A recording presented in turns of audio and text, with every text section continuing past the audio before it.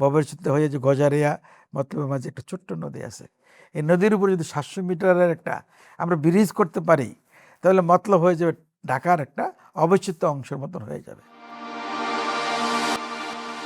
দর্শক, ভিন্ন মতে সহমত দেশে এবং প্রবাসে যে যেখান থেকে দেখছেন সবাইকে শ্রদ্ধা সহ আমন্ত্রণ। আমরা বিশ্বাস করি ভিন্নমত মানে বিভাজন নয়, সহমত হওয়াটাই সবচেয়ে বড় দায়িত্ব।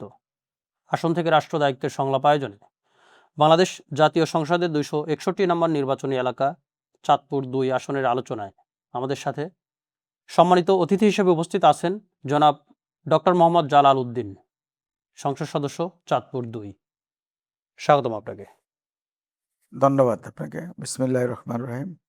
আমি অত্যন্ত আনন্দ বোধ করতেছি আপনার দাওয়াত পেয়ে, আমন্ত্রণ পেয়ে।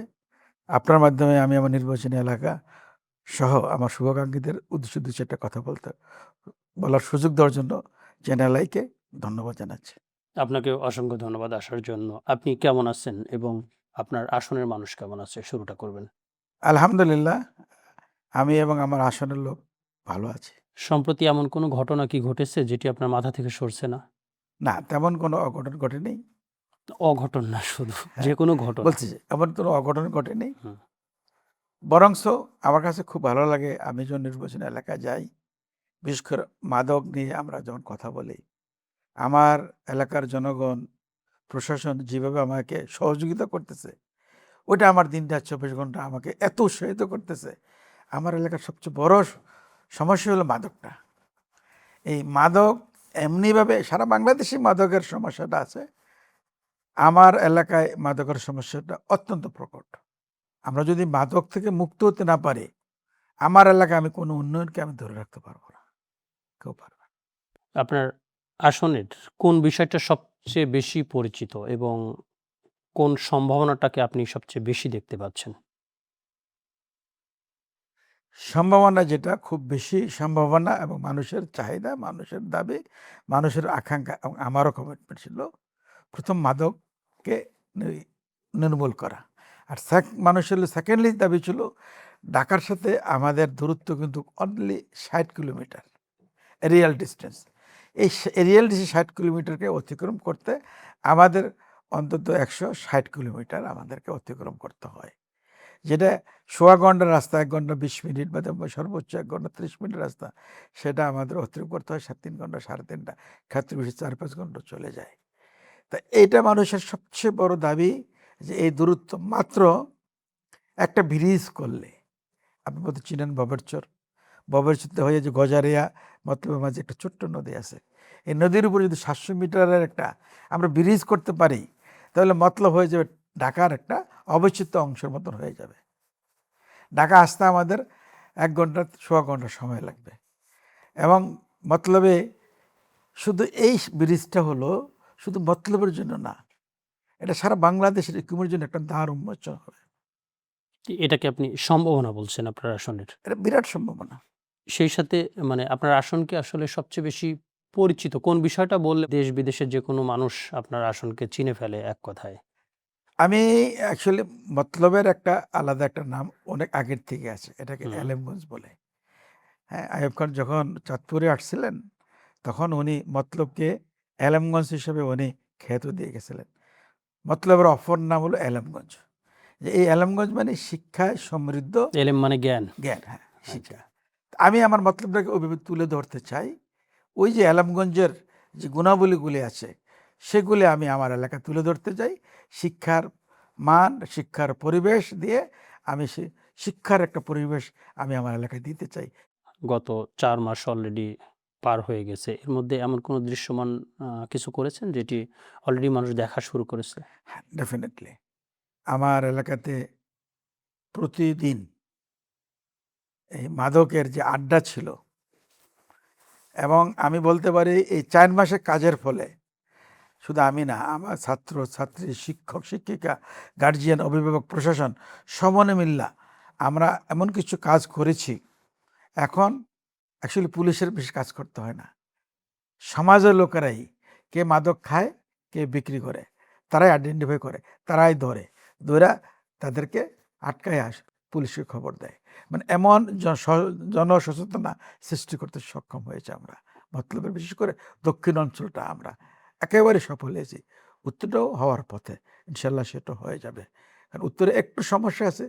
২ দিকে রিভার বেল্টের কারণে, ৩ দিকেই রিভার বেল্টের কারণে একটু আশেপাশের থেকে, হ্যাঁ, পরে মানে অনেক এটা একটু কন্ট্রোল করা একটু কঠিন হচ্ছে।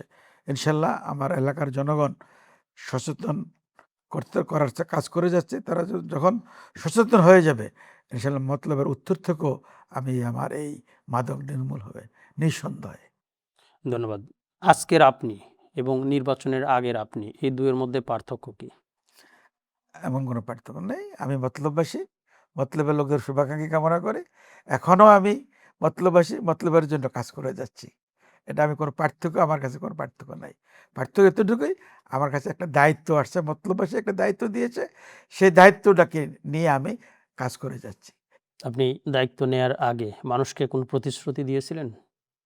নির্বাচনে তো ডেফিনেটলি কিছু প্রতিশ্রুতি দিতে হয়। আমার দলের, আমার সরকার, আমার মাননীয় প্রধানমন্ত্রী, ওনার যে স্বপ্ন, সেই স্বপ্নটা তো আমার এলাকার লোকদের বলতেই হয়েছে। ওই স্বপ্নটা তো একটা মানুষের তো কমিটমেন্ট, এই কমিটমেন্ট বা প্রতিশ্রুতি কোনো প্রতিশ্রুতি। শব্দ মনে আছে আপনার? কি ধরনের প্রতিশ্রুতি হ্যাঁ, দিয়েছিলেন? আমি বলেছি যেইভাবেই হোক মতলব থেকে প্রথমত আমি এই মাদককে নির্মূল করব। নাম্বার 1, শিক্ষার মানকে উন্নত করব, শিক্ষার পরিবেশ ফিরিয়ে আনবো এবং মতলবের সাথে ঢাকার দূরত্বের জন্য এই গজারিয়া মতলবী ব্রিজ এটা বাস্তবায়ন করব। আপনি শুনলে খুশি হবেন, বাই দিস টাইম এটা অলরেডি অ্যাক্টিভ অ্যাপ্রুভ সহ এটার আমি, আপনি জানেন কি না, আমি একসময় স্পেনের কনসুল জেনারেল ছিলাম। ১৩ বছর কনসুল জেনারেল ছিলাম। যার কারণে ডোনার এজেন্টদেরকে আমি খুব ভালো মতো চিনি।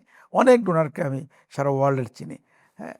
তো যার কারণে আমি কোরিয়ার থেকে এই প্রজেক্টের জন্য অলরেডি ফান্ড অ্যালোকেট মানে প্রস্তাব নিয়ে আসছি এবং গত ৪ দিন আগে কোরিয়ার ডেলিগেশন আসছে। সম্ভবত খুব সহসাই লোন এগ্রিমেন্টটা সাইন হয়ে গেলেই তারপরে এটা টেন্ডারে চলে যাবে। এটা কি আপনার নিজস্ব কৌশল? এটা অ্যাকচুয়ালি কোনো কৌশলই ব্যক্তিগত কৌশল না।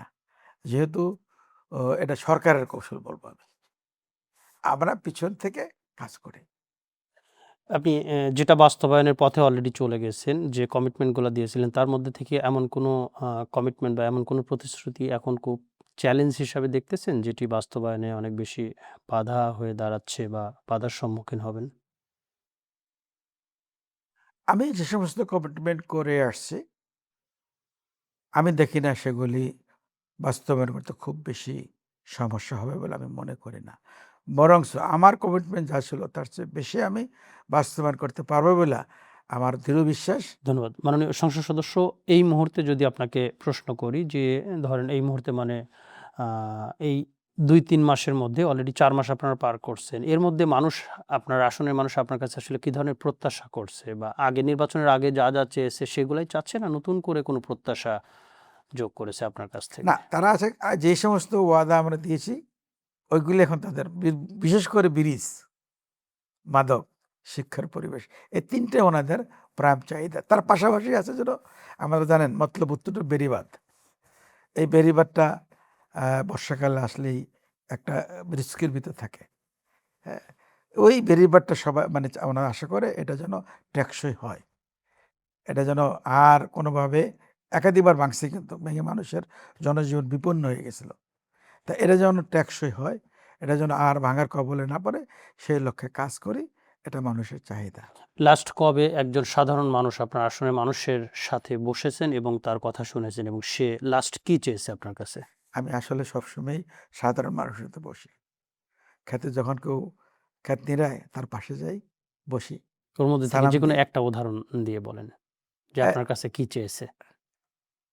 যে হ্যাঁ, লাস্ট একবার আমি বলতেছি যে ৪-৫ জন কৃষক তারা একটা গাছতলে বসে বিশ্রাম নিচ্ছে।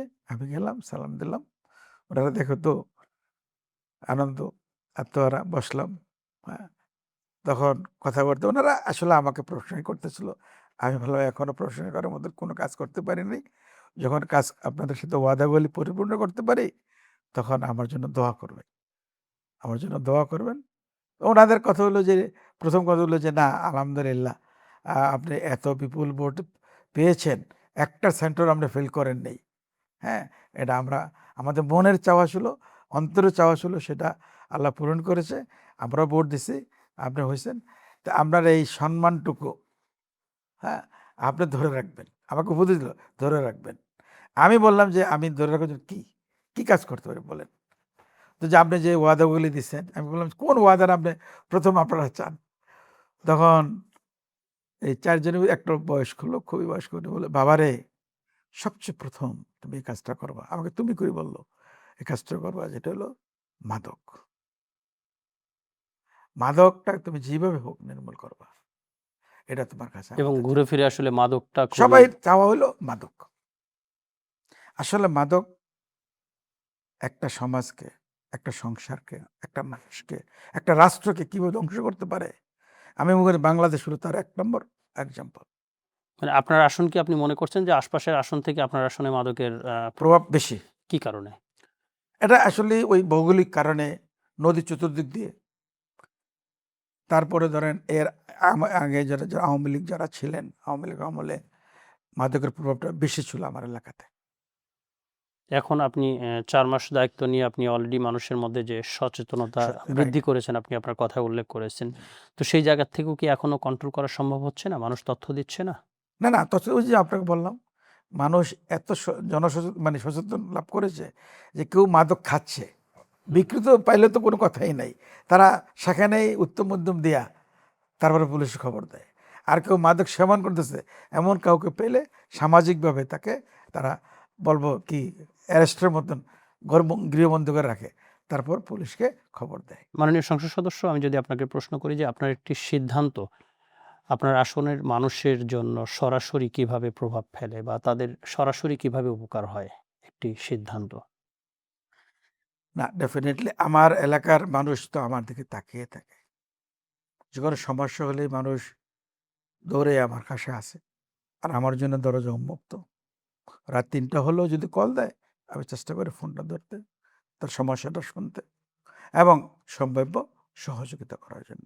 এমন কোনো সিদ্ধান্ত কি ৪ মাসে নিয়েছেন যেটি মনে হয়েছে যে সিদ্ধান্তটি ভুল ছিল বা মানুষের বিপক্ষে চলে গেছে বা ক্ষতির সম্মুখীন হয়েছেন? না, সিদ্ধান্ত তো ধরেন পক্ষে বিপক্ষে থাকবেই, এটাই স্বাভাবিক। শতভাগ তো যাবে না। আমি যে বলেছি সন্ধ্যার পরে কোনো ইয়াং ছেলে-মেয়ে যদি ঘরের বাইরে পাওয়া যায়, রাস্তাঘাটে পাওয়া যায়, পুলিশ এদেরকে এ আইনের ইয়াতে নিয়ে যাবে। তো যারা মাদক সাথে জড়িত, মাদক ব্যবহার করে, এদের বিরুদ্ধে তো গেছে। কিন্তু 99% লোকের পক্ষে গেছে। আপনার আসনের সবচেয়ে পিছিয়ে পড়া সম্প্রদায় কারা? এবং তাদের জন্য আপনি কি করেছেন বা কি করার পরিকল্পনা করছেন? পিছিয়ে পড়া সম্প্রদায় বর্তমানে আমার এলাকাতে যারা কৃষক, কারণ আমাদের কৃষিকাজে বিনিয়োগ যা করে রিটার্নটা তার অর্ধেক আসে না। এই জনগোষ্ঠী আসলে অনেক পিছিয়ে পড়ছে, কৃষকরা। তা কৃষকদেরকে আমরা আমাদের সরকারিভাবে, আমার দলীয়ভাবে সরকারিভাবে বিভিন্ন পদক্ষেপ নিচ্ছে এদেরকে, হ্যাঁ, যেমন কৃষক কার্ড, তার ভিতরে অন্যতম একটা পদক্ষেপ। আরেকটা হলো ফ্যামিলি, হতদরিদ্র, যারা গরিব, যাদের কাজ নাই, কর্ম নাই, ইনকাম নাই, ছেলে সন্তান নাই, বিধবা, অসহায়, এই নারীদের জন্য আমাদের মাননীয় প্রধানমন্ত্রী যে জিনিস ফ্যামিলি কার্ডের যে করেছে, প্রচলন করেছে, ফ্যামিলি কার্ড এটা অলরেডি একটা দেয়া শুরু এটা করেছে। একটা একটা অবিস্মরণীয় এবং বাস্তবধর্মী একটা পদক্ষেপ। আমি কিন্তু আপনাকে এর মধ্যে আপনি তো বলছেন, কিন্তু এর মধ্যে তো বিভিন্ন ভিন্ন মত রয়েছে যে এই ফ্যামিলি কার্ডটি আসলে বোঝা আকারেও অনেকে বলার চেষ্টা করছে। আপনি এটার ব্যাখ্যা কিভাবে দিবেন? আসলে প্রথমত কোনো জিনিস নতুন আসলে কেউ গ্রহণ করতে চায় না। আমি তো ব্যাংকিং এবং রাজস্বের সাথে আজকে প্রায় ৪০টি বছর যাবৎ কাজ করে আসছি। আমাদের দেশের সফল অর্থমন্ত্রী, আপনি এটা নিয়ে বইও লিখছেন। আমাদের সম্ভবত সফল একটি বই অর্থমন্ত্রী অলরেডি বের হয়েছে। জনাব সাইফুর রহমান, মরহুম সাইফুর রহমান স্যার আমাকে অত্যন্ত পছন্দ করতেন। পিছনে থেকে ওনার কাছ থেকে অনেক কিছু শিখেছি। মাঝে কিছু তথ্যের কথা উনি জিজ্ঞাসা করতেন।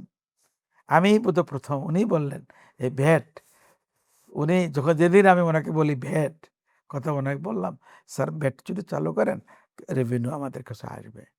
ভ্যাট কি? তাই বললাম, "স্যার ভ্যালু অ্যাডেড ট্যাক্স।" এটা আবার কি? এটা কতদিন আগের কথা বলছেন? এটা কত এটা বোধ 1991-এর 2001 সালে যখন ক্ষমতা আসো তখন কথা বলতেছে। বলি ভ্যালু অ্যাডেড ট্যাক্সটা কি আমি বুঝলাম না। আমি বললাম স্যার ধরেন 1 সের চাল দাম হলো 50 টাকা। হ্যাঁ, তো এই চালটাকে যখন আমি ভাতে পরিণত করলাম, এই 50 টাকা ভাত করে আমি 10 প্লেট বানাইলাম, 10 প্লেট বিক্রি করলাম 100 টাকা। তো আমার 50 টাকা হলে আমার 100 টাকা হয়ে গেল। হ্যাঁ, তারপরে ওই যে 50 টাকা বাইরে গেল, ওটাতে একটা ট্যাক্স দিবেন। ওই 50 টাকার থেকে একটা ট্যাক্স ধার্য করবেন। এটাকে বলে ভ্যালু অ্যাডেড ট্যাক্স। বলে না, এটা তো বেগম জিয়া তো এটা পছন্দ করবে না। আলটিমেটলি উনি যখন আমাদের ম্যাডামকে বুঝাইলেন, একটা গ্লেন্সে উনি অ্যাকসেপ্ট করলেন। নো, এটা সুন্দর একটা চমৎকার। দেখেন, বিরোধী দল, তখনকার বিরোধী দল ওয়াকআউট করছে, এই ব্যাটের সমালোচনা করছে, কিন্তু এই ব্যাট থেকেই তারা রাজস্ব আহরণ করে লুটপাট করে বিদেশে পাচার করেছে। ঠিক তদ্রুপ আজকে যারা ফ্যামিলি কার্ড নিয়ে, কৃষক কার্ড নিয়ে সমালোচনা করেন, আমি আপনাকে বলে যাই, আপনার চ্যানেলের স্টুডিওতে একদিন আমার এই কথা আপনারা ইতিহাসে লেখা থাকবে। এই একটা দেশের ইকোনমি গড়ে এই বিল্ডিংটা দাঁড়িয়ে আছে একটা ছোট ছোট ইটের উপরে। তদ্রুপ একটা দেশের বড় ইকোনমি দাঁড়িয়ে থাকে, বড় হয় মাইক্রো ইনভেস্টমেন্ট এবং মাইক্রো ট্রানজ্যাকশন। ছোট ছোট ইনভেস্টমেন্টের উপরে এবং ছোট ছোট ট্রানজ্যাকশন উপরে একটা বড় ইকোনমি সৃষ্টি হয়। এই যে ফ্যামিলি কার্ড এবং কৃষক কার্ড, এটা মাইক্রো ছোট অল্প টাকা, যেটা অনুদানটা পাচ্ছে, এই টাকাটা সরাসরি কিন্তু আমাদের অর্থনীতিতে যোগ হচ্ছে। কারণ যে কৃষক পাচ্ছেন বা যে মা বোনেরা পাচ্ছেন ফ্যামিলি কার্ডের মাধ্যমে অনুদানটা, উনি এটা সরাসরি নিয়ে বাজারে গিয়ে চাউল ডাল তেল একটা কিছু কিনেন, আমাদের ইকোনমিতে যোগ হচ্ছে। যার কারণে আমাদের এই ইকোনমি, আমাদের বাজেটটা হলো মানে জনবান্ধব, হত দরিদ্র মানুষের কিন্তু লক্ষ্য করে বাজেটটা, এবং আপনারা এরাই যখন এটা বাজেটটাকে আপনারা যখন সফলতাকে নিয়ে যাবে। ফ্যামিলি কার্ড যখন প্ল্যানিং করেছেন, তখন কি এটা মাথায় রেখেই ফ্যামিলি কার্ডের প্ল্যানিং করেছিলেন? নিশ্চয়ই আমার নেতা অত্যন্ত দূরদর্শিতা নেতা জনাব তারেক রহমান সাহেব, উনি তো বলছেন আমার একটা বড় প্ল্যান আছে। এই প্ল্যানের ভিতরে অনেক, তার ভিতরে একটা আপনি যে কথাটা বললেন ভ্যাটটা শুরু আপনি ইতিহাসে কিন্তু অলরেডি নাম লিখিয়ে না, এটা ফেলেছেন। অফিসিয়াল না, আমি আনঅফিসিয়ালি। আনঅফিসিয়ালি হ্যাঁ, বলছেন, কিন্তু এই কথাটি এই অনুষ্ঠানের মাধ্যমে যারা শুনবে, জি আপনার আসনে গেলে আপনার আসনের মানুষ হয়তোবা আপনাকে বলবে যে আপনার জি জন্য তাদেরকে ভ্যাট দিতে হচ্ছে। জি। যাই হোক, আপনার প্ল্যানিং এর মধ্যে কি আপনার আসনের যে সমস্যার কথাগুলো বললেন, এই সমস্যার সমাধানের কোনো পথ আছে? ভবিষ্যতে আগামী ৩ বছরের মধ্যে যেটি আপনার আসনের মানুষ দেখবে যে কোনো ধরনের এই সমস্যা নেই, এবং একই সাথে প্রশ্ন হলো, যে সমস্যাগুলার কথা বললেন, এই সমস্যাগুলো তো আজকের একদিনের না, দীর্ঘদিনের। তাহলে সমাধান কেন হয় নাই এতদিনে? আপনার কি মনে হয়? আপনি তো একজন রাজনীতিবিদ। সমাধান কেন হয় নাই আমি ওই ব্যাখ্যায় যাব না। হয় নাই, এটাই এটাই সত্য, এবং এই সমাধান করতে হবে, এটা আমার দায়িত্ব, এবং এটা সমাধান হবে ইনশাল্লাহ। আমার যেহেতু, হ্যাঁ, আমার এই গজারিয়া মতলবে বিনিষ্ট হয়ে গেলে আমার মতলব তখন মতলব থাকবে না, মতলবে তখন ইন্ডাস্ট্রিতে ভরপুর হয়ে যাবে। যেহেতু রিভার বেল্ট, চতুর্দিক দিয়ে নদী আমার আসনের, আপনি জানেন ইন্ডাস্ট্রির সবচেয়ে কষ্ট হলো পরিবহনে। তো নদীর মাধ্যমে যখন মাল আনা নেওয়া করতে পারবে, ইন্ডাস্ট্রির 20% কষ্ট কমে যাবে। মানুষ তখন মতলবের দিকে ইন্ডাস্ট্রি করবে। আর যেহেতু চিটাং পোর্ট আমাদের দিকে, এখন মানুষ বালুগাতে করে, ময়মনসিংহ ইন্ডাস্ট্রি করে, গাজীপুর করে, এদেরকে 50 মাইল আগে গিয়া, মানে আমরা আরও 50 মাইল আগে আছি। তো সুতরাং চিটাং পোর্ট আমাদের দিকে কাছে, তো মানুষের এবং পরিবহন সব কষ্ট সম্ভাবনা আপনাদের দিকে। মাননীয় সম্ভাবনা সংসদ আছে। সদস্য, আমরা হ্যাঁ, অনুষ্ঠানে খুবই কম সময়, আপনি সংক্ষেপে আরো উত্তর দিবেন। আমার আরো কয়েকটি প্রশ্ন আছে। প্রথম প্রশ্ন হলো, আপনার এখন যে জবাবদিহিতা মানে কি আপনার কাছে, এবং মানুষ কিভাবে বুঝবে যে আপনি তাদের পাশে আছেন? জবাবদিহিতা তো অবশ্যই, আমি যে কথাগুলি মানুষের যে আশ্বাসগুলি দিয়েছি, সেগুলি পূরণই হলো জবাবদিহিতা। হ্যাঁ, এবং এগুলো পূরণের লক্ষ্যে আমরা কাজ করে যাচ্ছি। এত কিছুর মাঝেও আপনার ভিন্ন মত, কি ধরনের ভিন্ন মত শুনতে পান, এবং ভিন্ন মতকে আপনি কিভাবে দেখেন? আমি সাধারণ জনগণের কাছ থেকে কোনো ভিন্নমত শুনি না। কিছু ভিন্নমতের লোক থাকেই রাজনীতির কারণে। হুম। এগুলি তো আর আপনি কাউন্টে আনা যাবে না। না, কিন্তু যারাই আপনাকে নিয়ে ভিন্ন মত পোষণ করবে বা যারা সমালোচনা করছে তাদের কি কোনো সমালোচনাকে আপনি গুরুত্ব দিয়ে দেখেন না? কার গুরুত্ব দেবো? যারা সমালোচনা করবেই, এটা তাদের কাজ। আর আমার কাজ হলো জনগণের সাথে যে ওয়াদা দিয়ে আসছে ওয়াদা বাস্তবায়ন করা। সুতরাং যারা সমালোচনা কিন্তু করবে, একজন মানুষের ভিন্ন মত থাকতে পারে না? ভিন্নমত থাকতেই পারে। এটা তো আমি নেগেটিভ বলতেছি না, অস্বীকারও করতেছি না। যারা নেগেটিভ ভাবে চিন্তা করতেই পারে। একটা গ্লাসে যদি আপনি পানি দেন, কেউ বলবে যে এই পানিটা অর্ধেক নাই কেন, এই অর্ধেক আর পুড়িয়ে দিলেন কেন? আর আমি বলি যে না, গ্লাসটা অর্ধেক পরিপূর্ণ। দৃষ্টিভঙ্গি হলো আপনি সবচেয়ে বড় জিনিস। আপনি এত কাজ শুরু করেছেন, যদিও দু একটি কাজ আপনি বাস্তবায়নের পথে নিয়ে এসেছেন, এর মধ্যেও যদি কেউ আপনাকে বলে যে এই কাজটি কমপ্লিট না হলে আপনি আসলে ব্যর্থ, এই ধরনের সমালোচনাকে বা এই ধরনের ভিন্ন মতকে আপনি কিভাবে গ্রহণ করবেন? সময়টা এখনো আসেনি, মাত্র 4 মাস। হুম। 4 মাসের শিশু তো ভালো মতো বসতেও পারে না, আর আমি তো এখন হেঁটে দৌড়াচ্ছি। এবং অলরেডি আপনি কাজ শুরু করেছেন বলছেন। সুতরাং আমি যখন এখন হাঁটা শুরু করে দিয়েছি 4 মাসের ভিতরে, আমি আশা করি আমার গন্তব্যে যেতে পারবো, এবং যারা সমালোচক তাদের সে সুযোগটা থাকবে না, আমি বিশ্বাস করি। আমরা একটা মানে আমাদের সোশ্যাল মিডিয়ার যে কমেন্টগুলো আসে সেই জায়গা থেকে একটি প্রশ্ন করছি যে আপনি মাননীয় সংসদ সদস্য, এখন রাষ্ট্র যেভাবে পরিচালনা হচ্ছে, আপনার আসনের যদি আর্থিক বা যে কোনো বিষয় উন্নয়নের বিষয়ের যদি কোনো অনুদান বা কোনো কিছু যদি যায়, সেটি আপনি যেভাবে খরচ করছেন এটা কি পাবলিকের জন্য উন্মুক্ত থাকে বা পাবলিক জানার কোনো সুযোগ আছে? আপনার আসনের মানুষ জানার কোনো সুযোগ আছে? আচ্ছা, আমি টোটালি প্রকাশ করে দিই। এই গম আসছে, এই চাউল আসছে, টাকা আসছে, টিন আসছে, টোটালি প্রকাশ করে দেওয়া হয় ফেসবুকের মাধ্যমে, বিভিন্ন মাধ্যমে। এবং আমি অ্যাকচুয়ালি আমার প্রোগ্রাম হলো প্রতি 6 মাস অন্তর অন্তর আমি একটা সাংবাদিকদের সম্মেলন করব। আমি গত 6 মাসে সরকার থেকে আমি কি পাইছি, আমি জনগণকে কি দিলাম। হয়তো আমার প্রশ্ন করতে পারেন, হোয়াই ডোন্ট মান্থলি? মান্থলি একটা ম্যাচুরিটি আসে না। একটা টিন আসলেও রিসিভ করতে, বিতরণ করতে একটা সময় লাগে, এই এত কম সময়ে সেটা বন্টন করা বন্টন সম্ভব করা না। যায় না। এই জন্য 6 মাস অন্তর অন্তর আমি খোলা। হয়তো যা পাই এটা খুবই অনেক ক্ষেত্রে অনেক কম, সবাইকে দেওয়া সম্ভব না, বাট একটা সিস্টেমভাবে দেওয়ার চেষ্টা করি। কোনো জিনিস আমি আমার হাত দিয়ে দেই না। যা আমাদের প্রশাসন আছে, টিউনও আছে, হ্যাঁ, প্রশাসন সেগুলি সুন্দরভাবে তাদের কাছ থেকে বুঝে নিয়ে যায়। ধন্যবাদ। মাননীয় সংসদ সদস্য, একটি অন্য রকমের প্রশ্ন। আপনার দলের এমন কোনো মত বা এমন কোনো ডিসিশন আপনি যেটিকে আসলে নিজের থেকে আপনি গ্রহণ করতে চান না, এ ধরনের কোনো বিষয় থাকে?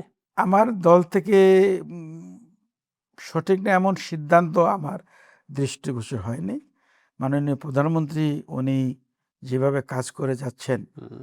দিন রাত 24 ঘন্টা, উনি রাজকীয় পরিবেশ ছেড়ে সাধারণ পোশাকে সাধারণ মানুষের সাথে মিলেমিশে যেভাবে দিন রাত কাজ করে যাচ্ছেন, হ্যাঁ, আমি একদিন ওনার সাথে দেখা হওয়ার পরে আমি দেখলাম একটু ক্লান্ত। আমি বললাম, স্যার খুব ক্লান্ত চেহারা একটু ক্লান্ত ক্লান্ত ভাবে। উনি বললেন, no, I am not tired. আমি এত ইন্সপায়ার্ড হয়েছি। উনি কিন্তু প্রকৃতপক্ষে 4 ঘন্টা ঘুমাইতে পারেন কিনা আই মিন ডাউট। আমাদের সংসদে সবার আগে উনি থাকেন। আপনি কয় ঘন্টা ঘুমান? আমি অবশ্য 6 ঘন্টা ঘুমাই। এখন পর্যন্ত কোনো সিদ্ধান্ত আপনার কাছে নেতিবাচক মনে হয় নাই। যদি এমন কোনো সিদ্ধান্ত সরকারের থাকে যেটি আপনার কাছে মনে হবে যে গ্রহণযোগ্য না, আপনি কি সেটা প্রকাশ্যে বলবেন? আমার বলতে কোনো বাধা নেই। আমার সেই সাহসটুকু আছে। আপনার আশপাশে এমন কোনো মানুষ আছে যে সরাসরি আপনাকে আপনার ভুল কোনো ডিসিশনের বিপক্ষে দাঁড়াবে বা সাহস রাখে আপনাকে সরাসরি বলার যে এটা আপনার ভুল ডিসিশন? আমি সবারই সেই ফ্রিডমটা দিয়ে রাখছি আমার এলাকার। আমার যে কোনো ভুল আমি বলেছি, আপনারা আমাকে ধরিয়ে দিবেন। আর আমার সঠিক কাজগুলির সহযোগিতা করবেন। আমার রাজনীতির মূল স্তম্ভই হলো এটা। তো সুতরাং এখানে কোনো সমস্যা নাই, বাধাও নাই। ধন্যবাদ। ভিন্নমত থাকতে পারে কিন্তু রাষ্ট্রের কল্যাণে কোন রাইট। জায়গায় সবাইকে একমত হওয়া প্রয়োজন বলে মনে করেন আপনি? আমি মনে করি দেশ গঠনে, দেশের শান্তির লক্ষ্যে, দেশের উন্নয়নের পথে, এবং নিজের ঘরের, সমাজের, রাষ্ট্রের উন্নয়নের লক্ষ্যে সবাই একমতে আমাদের ভিন্নমত থাকতে পারে। রাষ্ট্র আমার, এ দেশ আমার, এই দেশের জলবায়ু আমাদের। সুতরাং সব কিছুকে আমরা যদি সঠিকভাবে প্রচলন করি তাহলে আমরা সবাই ভালো থাকতে পারবো। ধন্যবাদ। মাননীয় সংসদ সদস্য, আপনার আসনের যে কাজের ধারাবাহিকতা আপনি শুরু করেছেন, আপনি যখন দায়িত্ব থেকে অন্য কোথাও যাবেন বা দায়িত্ব ছেড়ে দিবেন, এই ধারাবাহিকতাটা কি বজায় থাকবে কিনা, নাকি সেই কাজগুলো বন্ধ হয়ে যাবে? ডেফিনেটলি চলমান থাকবে, কারণ আমার কাজগুলো তো জনগণের উন্নয়নের জন্য, এলাকাবাসীর উন্নয়নের জন্য, এলাকার উন্নতির জন্য। পরবর্তী যে আসে আমি তাকে দায়িত্বগুলি বুঝিয়ে দেব এবং সহযোগিতা করব। আমার সম্ভাব্য যতটুকু আছে সহযোগিতা করে সেগুলি বাকিটুকু সফল করার জন্য আমার পক্ষ থেকে কোনো কার্পণ্যতা থাকবে না। সংক্ষেপে বলবেন, সবার উপরে বাংলাদেশ, এই কথাটার মানে কি? সবার উপরে বাংলাদেশ, আমরা বাংলাদেশের জনগণ, বাংলাদেশের আলো বাতাস বায়ু। আপনার কাছে মানে কি? আপনি তো আপনার আসনের দায়িত্বে আছেন। না, বাংলাদেশ মানে আসলে হলো বাংলাদেশের একটা অংশ। আমার এলাকার লোক একা ভালো থাকতে পারবে না যদি বাংলাদেশটা ভালো না থাকে। তো সুতরাং এই জন্য আমরা বলি সবার আগে বাংলাদেশ। বাংলাদেশ সুন্দর, বাংলাদেশ সুস্থ, পরিবেশগতভাবে উন্নত, সব দিক দিয়ে ভালো থাকলে আমরা মতলবাসী ভালো থাকবো, আমরা আপনারা সকলেই ভালো থাকবো। আসুন আমরা ভালো থাকার জন্য আমাদের মাননীয় প্রধানমন্ত্রীর হাতকে আমরা শক্তিশালী করি। আপনার আসনের মানুষের উদ্দেশ্যে এবং সেই সাথে আপনার আসনের ভাষায়, মানে একেবারে শিকড়ের ভাষা, কোনো ভাষা আছে আপনার অঞ্চলের? সেই ভাষায় আপনি জানান দিবেন। কি বলতে চান আসনের মানুষের উদ্দেশ্যে? মতলবাসীর জন্য আমি আছি, আমি থাকবো, এই কথা আমি দিয়ে আসছি, এখনও দিচ্ছি। মতলবাসীর পাশে সবসময় থাকবো। মতলবের উন্নয়নের জন্য আমার যা কিছু করার আমি বিলিয়ে দেব। ধন্যবাদ মাননীয় সংসদ সদস্য আমাদের অনুষ্ঠানে আসার জন্য। দর্শক, ভিন্নমতে সহমত যে যেখান থেকে দেখলেন, আগামী পর্ব দেখার জন্য সবাইকে অ্যাডভান্স আমন্ত্রণ জানাচ্ছি। সেই সাথে মাননীয় সংসদ সদস্যর কোনো কথার সঙ্গে যদি আপনারা একমত পোষণ করতে চান, কমেন্টের মাধ্যমে জানিয়ে দিবেন, এবং সেই সাথে যদি কোনো ভিন্নমত পোষণ করতে চান সেটিও জানিয়ে দিবেন। এবং চাঁদপুর ২ আসনের কল্যাণে, উন্নয়নের স্বার্থে যদি কোনো ধরনের পরামর্শ থাকে, মতামত থাকে, সেটিও কমেন্টের মাধ্যমে জানিয়ে দিবেন। নিশ্চয়ই, নিঃসন্দেহে মাননীয় সংসদ সদস্য এটি দেখবেন এবং সমাধান করার চেষ্টা করবেন। সুস্থ থাকবেন, ভালো থাকবেন। ধন্যবাদ।